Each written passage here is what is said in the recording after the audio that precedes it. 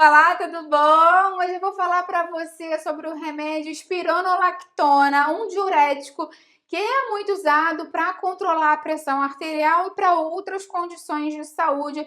Vou falar, inclusive, alguns cuidados que você tem que ter com relação à sua alimentação quando você toma esse diurético. É bem legal, fica até o final que você não vai querer perder. Se você adora dicas de nutrição, saúde, boa forma, você vai amar o canal. Então aproveita e se inscreve. Lembra de ativar o sininho para receber as notificações.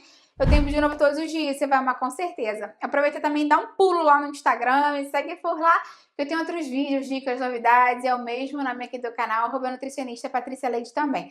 Lembra que eu tenho aqui no canal uma playlist de remédios que as pessoas costumam usar mais comumente, né? Então esse vídeo vai para essa playlist. Eu sugiro até que você veja essa playlist, se tem algum remédio que você faz uso normalmente, eu já fiz vídeo dele, ou não fiz, se tiver algum remédio que você queira que eu fale aqui mais sobre a relação com a alimentação, cuidados a se tomar quando se toma esse remédio, coloca para mim aqui embaixo o nome dele nos comentários que eu venho e faço o vídeo aqui para você. A espironolactona é um diurético, ou seja, ela normalmente é um remédio que está sendo utilizado para diminuir a pressão do nosso organismo ou para eliminar excesso de líquido no nosso corpo. Então, ela vai fazer com que você tenha mais liberação de urina, mais liberação de líquido, maior volume de líquido através da sua urina. E ela é o que a gente chama de um diurético poupador de potássio, porque muitas vezes quando você toma um diurético, você perde eletrólitos junto dele. Normalmente o sódio é um eletrólito que sempre vai, né, quando você tem maior micção, maior volume urinário.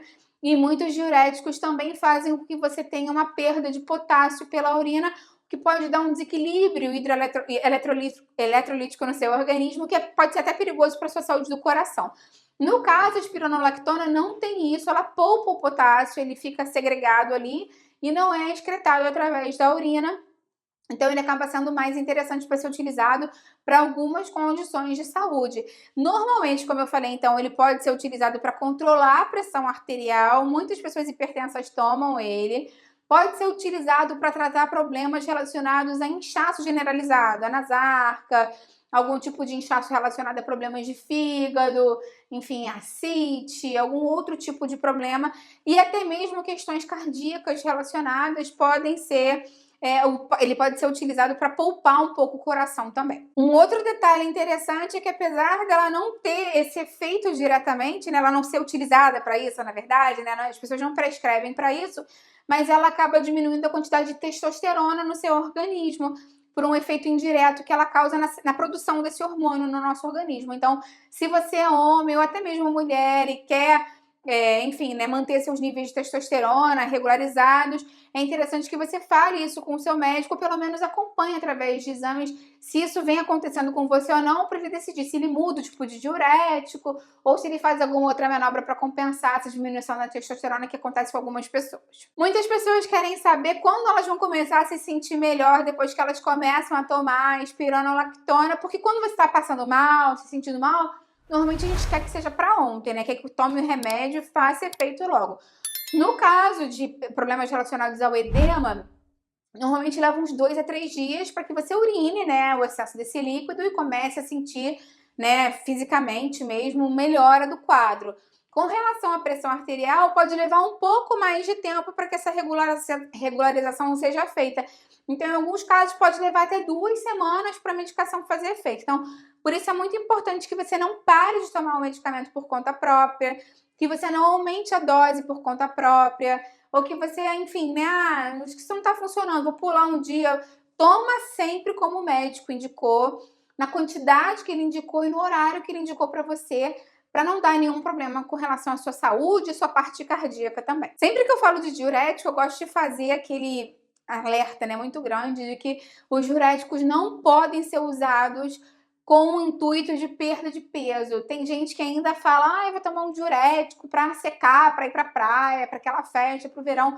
Isso pode ser muito perigoso para você, para sua saúde, para o seu coração. Então, nunca tome diurético para emagrecer, até porque ele não emagrece. Ele só faz com que você perca peso de água. Ele não aumenta o metabolismo, ele não oxida gordura. Esse é um engano que muitas pessoas têm, né? E acabam fazendo escolhas ruins, colocando a saúde em risco. Então é muito importante que qualquer tipo de medicação, principalmente o diurético, sempre com indicação médica. A espironolactona, como ela tem esse efeito também de diminuir a testosterona, muitas vezes ela pode ser utilizada para algumas mulheres para fazer tratamento justamente em condições que normalmente a testosterona está aumentada, como em alguns casos de ovário policístico, hirsutismo, em que você tem crescimento de pelos na face, alopecia mesmo relacionada a uma maior produção de testosterona no corpo da mulher, e até mesmo para algumas mulheres trans que, enfim, querem diminuir a quantidade de testosterona que naturalmente elas produzem. Então, nesse caso, obviamente, mais uma vez, sempre uso com orientação médica para um ajuste ser mais fino de acordo com a necessidade de cada uma delas.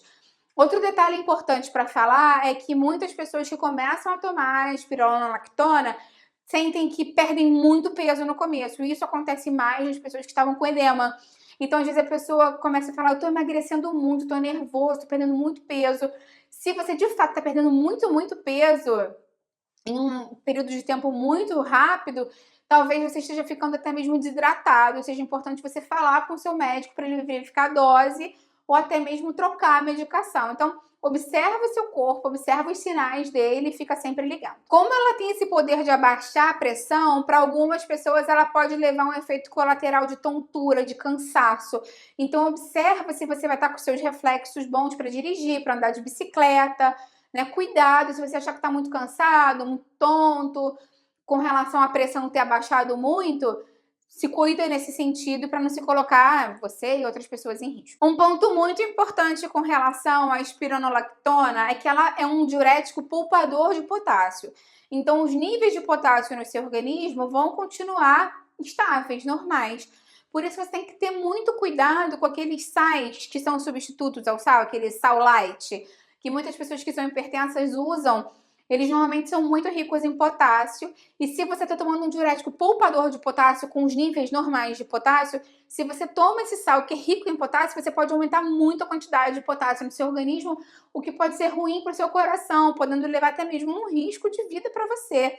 Excesso de potássio não é brincadeira, e se você está fazendo uso desse remédio, o ideal é que você não substitua o sal pelo sal light, e sim que você use o sal normal em menor quantidade possível, né, para salgar, e abuse sempre dos temperos naturais, das especiarias, das ervinhas aromáticas, para conseguir dar bastante sabor à sua comida sem pesar a mão no sal. Talvez seja interessante também você diminuir a quantidade de alimentos muito ricos em potássio, e o ideal é que você sempre converse com o seu nutricionista de acordo com os níveis de potássio que estão no seu organismo. Então, alimentos muito ricos em potássio para você prestar atenção: banana, batata, abacate, feijões, que são alimentos muito saudáveis. Então, tudo é uma questão da quantidade que você vai consumir e prestar atenção como está o nível de potássio no seu exame de sangue, mas lembra sempre disso para você controlar isso e não comer exageradamente em excesso. Mas um grande alerta: cuidado ao misturar qualquer tipo de diurético com chás com efeito diurético.